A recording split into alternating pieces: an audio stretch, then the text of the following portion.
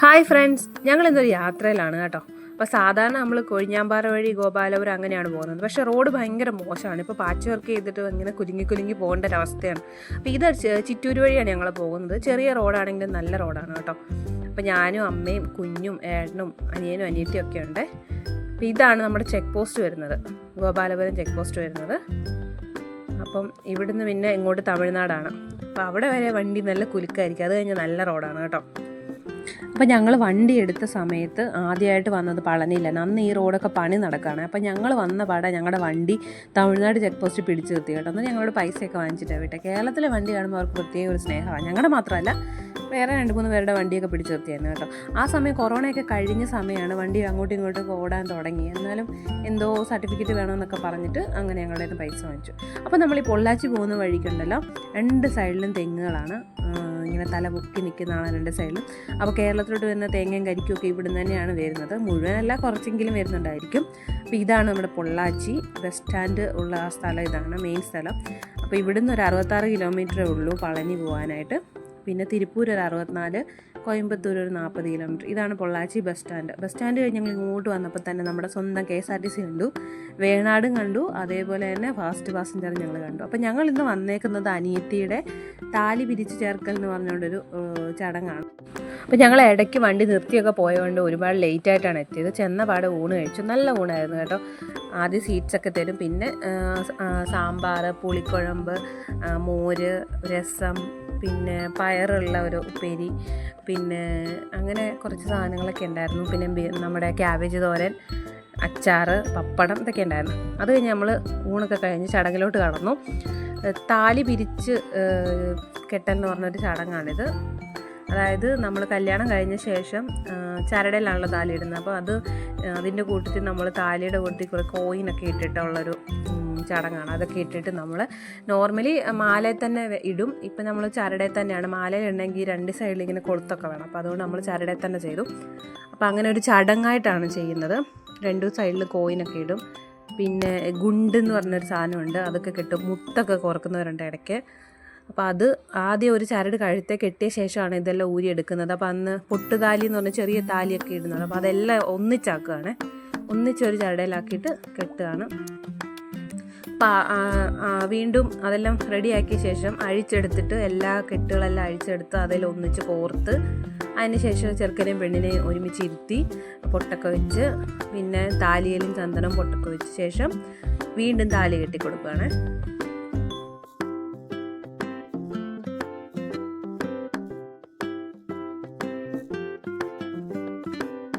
എനിക്ക് ചടങ്ങുണ്ടായാലും അത്ര ഗ്രാൻഡായിട്ടൊന്നും നടത്തിയില്ല. ഞങ്ങൾ മാത്രമുള്ളതായിരുന്നു. വെറുതെ ചരട് മാറ്റി അങ്ങനെ സിമ്പിളായിട്ടാണ് ചെയ്തത്. പിന്നെ കൊറോണ സമയത്തായിരുന്നു ഞങ്ങളുടെ കല്യാണം. അപ്പോൾ ഞാൻ ഈ ചടങ്ങ് ആദ്യമായിട്ട് കാണുന്നത്. പൊതുവേ ഈ ചടങ്ങ് അറിയാത്ത കുറേ ആൾക്കാർ കാണും. അവർക്ക് വേണ്ടിയിട്ടാണ് സത്യം പറഞ്ഞാൽ ഞാൻ ഈ വീഡിയോ ചെയ്തത് തന്നെ. അപ്പം ഞങ്ങളുടെ സൈഡിലോട്ടൊന്നും ഇത് ആർക്കും അറിയില്ല, ഇങ്ങനെയൊന്നും ചെയ്യാറുമില്ല. അപ്പം അങ്ങനെയുള്ള ആൾക്കാർക്ക് ഇതൊന്ന് അറിയാനും അതിനെപ്പറ്റി ഡീറ്റെയിൽ ആയിട്ട് അറിയാൻ വേണ്ടിയിട്ടാണ് ഞാൻ ഈ വീഡിയോ എടുത്തത്. അപ്പോൾ ഇനി താലി കെട്ടിക്കൊടുക്കുകയാണ്. താലി കെട്ടുമ്പോൾ എല്ലാവരും ആശീർവാദം ചെയ്യും. പൂവും അരിയൊക്കെ ഇട്ട് ഇങ്ങനെ അവരുടെ ദേഹത്തേക്ക് ഇടും. പിന്നെ അനുഗ്രഹമൊക്കെ വാങ്ങിക്കും.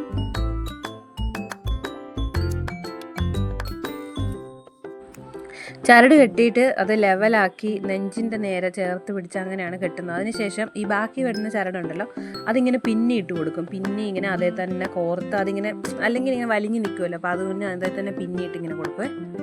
അതിനുശേഷം എല്ലാവരും പൊട്ടും ചന്ദനമൊക്കെ വെച്ചിട്ട് അവർക്കിങ്ങനെ ക്യാഷ് കൊടുക്കുന്നത് കണ്ടിട്ടുണ്ട്. ആ ക്യാഷ് എന്തെങ്കിലും നല്ല കാര്യത്തിന് വേണ്ടി അവർ ഉപയോഗിക്കണമെന്നാണ്. എല്ലാവരും ഇങ്ങനെ വെറ്റിലയും പാക്കും വെച്ചിട്ട് ഒരു 100 രൂപയോ 500 രൂപയൊക്കെ വെച്ചിട്ട് ഇങ്ങനെ കൊടുക്കുന്നത് കണ്ടിട്ടുണ്ട്. പിന്നെ അവരുടെ നിന്ന് അനുഗ്രഹം വാങ്ങിക്കും.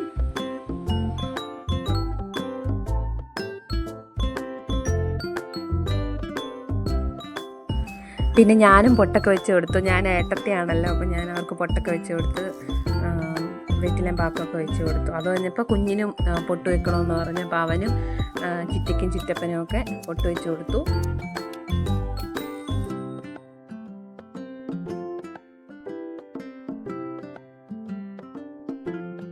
അത് കഴിഞ്ഞ് നമ്മുടെ അനുഗ്രഹം വാങ്ങിക്കും അവർ. അപ്പം ഞാൻ എൻ്റെ കാലിൽ ശരിക്കും തൊട്ടില്ല എന്ന് വെച്ചാൽ കാല് ഞാൻ ശരിക്കും കാണിച്ചു കൊടുത്തു. സാധാരണ ഞാൻ എൻ്റെ വീട്ടിൽ ഏറ്റവും ചെറുതായതുകൊണ്ട് എനിക്ക് എല്ലാവരും എപ്പോഴും ഞാൻ അങ്ങോട്ടാണ് കാല് വീഴേണ്ടത്. അപ്പോൾ എൻ്റെ കാലിൽ വീഴുന്നവരൊക്കെ വളരെ കുറവാണ്. അപ്പോൾ അതുകൊണ്ട് ഞാൻ കിട്ടിയ അവസരം മുതലാക്കിയാണ്. അത് കഴിഞ്ഞിട്ട് ഏട്ടനും പൊട്ടൊക്കെ വെച്ച് കൊടുത്തു. അത് കഴിഞ്ഞ് അമ്മയും വെച്ച് കൊടുത്തു, അനുഗ്രഹമൊക്കെ വാങ്ങിച്ചു.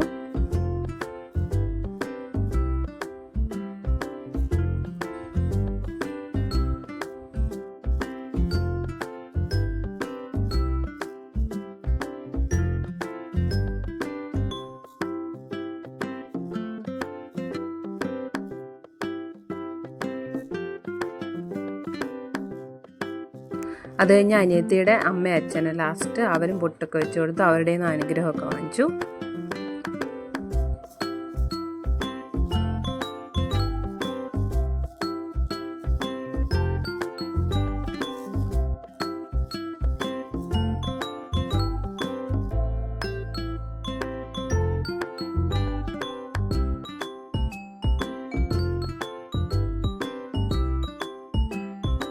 ഇനി അവിടെ വള വെച്ചിട്ടുണ്ടായിരുന്നു, അപ്പോൾ അവൾക്ക് വളയൊക്കെ ഇട്ട് കൊടുത്തു. അത് കഴിഞ്ഞിട്ട് മടി നിറയ്ക്കൽ എന്ന് പറഞ്ഞൊരു ചടങ്ങുണ്ടായിരുന്നു. അതെന്താണെന്ന് വെച്ചാൽ നമുക്ക് സന്താന ഭാഗ്യം ഉണ്ടാകുക എന്ന് വെച്ചാൽ കുഞ്ഞുങ്ങൾ നമ്മൾ തലമുറ ഉണ്ടാവാൻ വേണ്ടിയിട്ട് ഇങ്ങനെ വെറ്റില പാക്ക്, അതേപോലെ തന്നെ സ്വീറ്റ്സ്, പിന്നെ പഴങ്ങൾ, തേങ്ങ ഇതൊക്കെ വെച്ചിട്ട് മടി ഇങ്ങനെ നിറച്ചിട്ട് നമ്മളതിങ്ങനെ ചുറ്റി വെച്ച് കൊടുക്കണം. അപ്പോൾ ഇനി അവർക്ക് അടുത്ത കുഞ്ഞുണ്ടാവട്ടെ എന്നുള്ളൊരു കൺസെപ്റ്റ് വെച്ചിട്ടുള്ള ഒരിതാണ്. അത് നമ്മൾ എൻഗേജ്മെൻറ്റിനും വളകാപ്പിനും ഒക്കെ ചെയ്യുക. ഇത് എല്ലാ ചടങ്ങിനും അങ്ങനെ ചെയ്യും കേട്ടോ.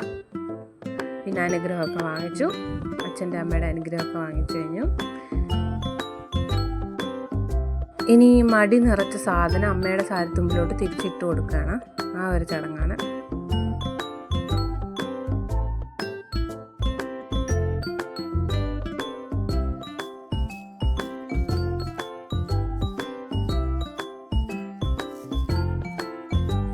ഇനി ആരതി ഒഴിയുന്നൊരു ചടങ്ങാണ്.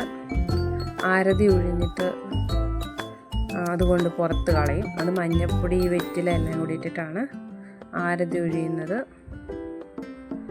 അതിനുശേഷം അത് ഇടത്തെ കൊണ്ടാണ് അവർക്ക് പൊട്ട് വെച്ച് കൊടുക്കുന്നത്. ഇതാണ് വള. ഈ വളയും പൂവും കുങ്കുമവും ചരടും ഒക്കെ വരുന്നവർക്ക് നമ്മൾ അങ്ങോട്ട് കൊടുക്കും. തിരിച്ച് അനുഗ്രഹം വാങ്ങിച്ചിട്ട് ഇത് അങ്ങോട്ട് കൊടുക്കും. അപ്പോൾ ഈ വീഡിയോ എല്ലാവർക്കും ഇഷ്ടപ്പെട്ടെന്ന് വിചാരിക്കുന്നു. ചാനലൊന്ന് സബ്സ്ക്രൈബ് ചെയ്യണം, ലൈക്ക് ചെയ്യണം, ഷെയർ ചെയ്യണം, കമൻറ്റ് ചെയ്യണം. Okay, by.